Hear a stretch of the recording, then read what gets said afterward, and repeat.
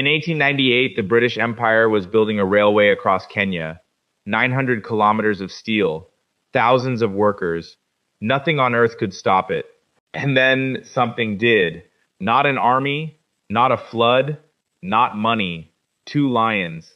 For 9 months, they hunted the men building this railway, and the workers gave them names, the Ghost and the Darkness. By the end, the legend said they had eaten 135 people. And here's the strange part. How they did it isn't even the most disturbing question.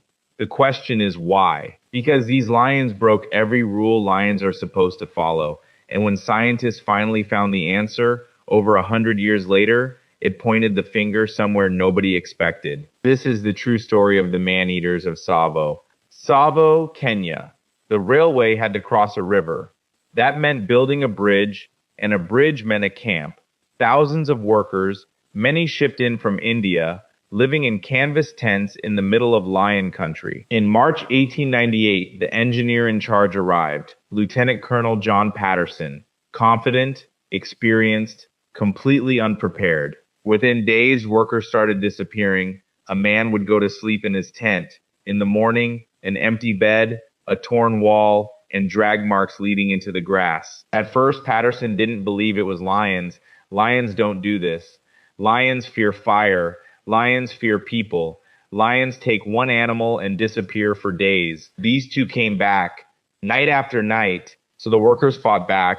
They built bomas, walls of thorn bush around every camp, so thick a man couldn't push his arm through.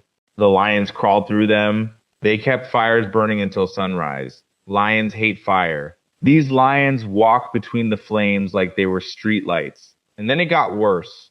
The attacks weren't random. When Patterson guarded one camp, the lions hit the other.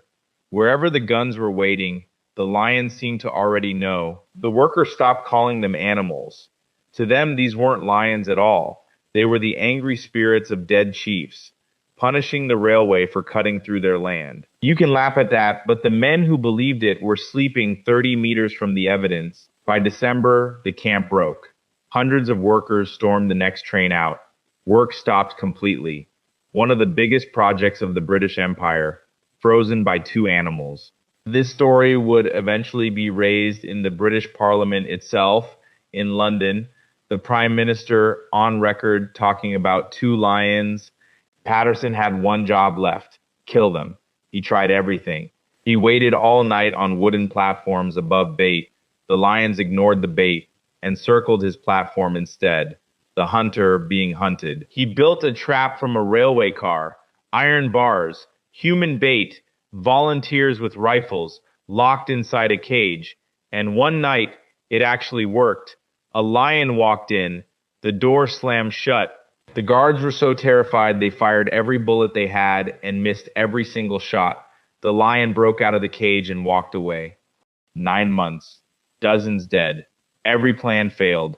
Then, on December 9th, 1898, the luck finally turned. Patterson wounded the first lion from his platform. It vanished into the dark.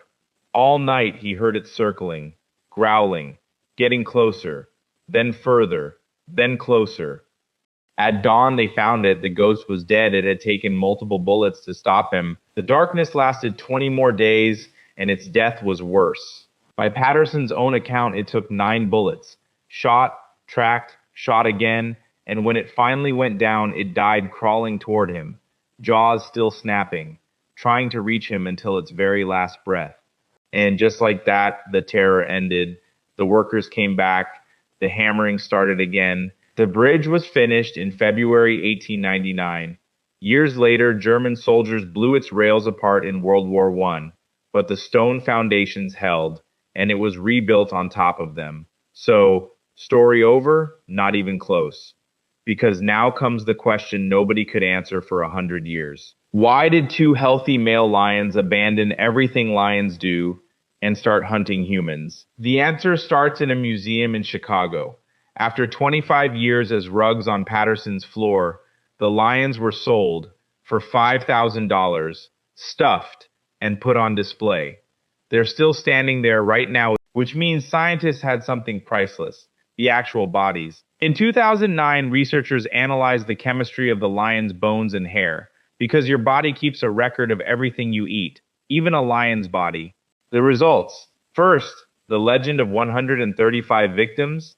The chemistry says the lions actually ate closer to 35 people, still horrifying. But the myth had quadrupled it. Second, and stranger, one lion ate far more humans than the other. This wasn't two monsters, it was one desperate lion and its partner. And when researchers examined that lion's skull, they found the answer hiding in its mouth: a shattered canine tooth, a root abscess, an infection that had been rotting in its jaw for years.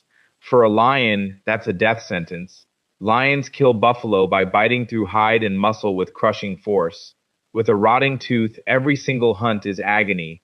But humans are slow, soft, no horns, no hooves.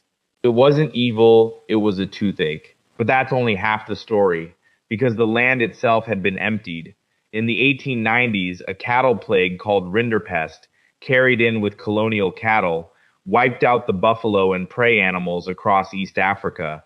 The lion's normal food was already gone before the railway ever arrived. And Tsavo sat on an old caravan and slave route, a road where for generations the dead and the dying had been left behind. Some researchers believe the lions of Tsavo had learned, long before the railway, that humans could be food. So look at the whole picture. A disease brought by empire emptied the land. A trade in human beings littered the road with bodies. A broken tooth made normal hunting impossible. And then a railway parked thousands of men, in tents, right in the middle of it all. The ghosts and the darkness didn't break the rules of nature. They followed them, through a world humans had already broken. So, monsters or victims, maybe the honest answer is they were the evidence. Patterson became a legend. He wrote a book about the hunt, the man-eaters of Tsavo, that made him famous around the world. Hollywood turned it into a movie. The story got bigger every time someone told it, which is probably where the number came from, 135. Nobody wanted the true story, a sick animal in a broken land. An empire needs a monster. So the legend gave them one. Two, actually. And the two lions are still in that glass case in Chicago. Millions of people walk past them every year. Very few of them ever ask why. And if you think two lions stopping an empire is strange, in 1962, in neighboring Tanganyika, today's Tanzania, something began spreading through schools that no doctor could explain. An epidemic of laughter. That story is next. This is Odu, the world's oldest continent. The questions nobody asked. Subscribe if you want that story. It costs nothing, and you'll never miss a question. And before you go, answer this one in the comments. The ghost and the darkness. Monster or victim? I'll be reading.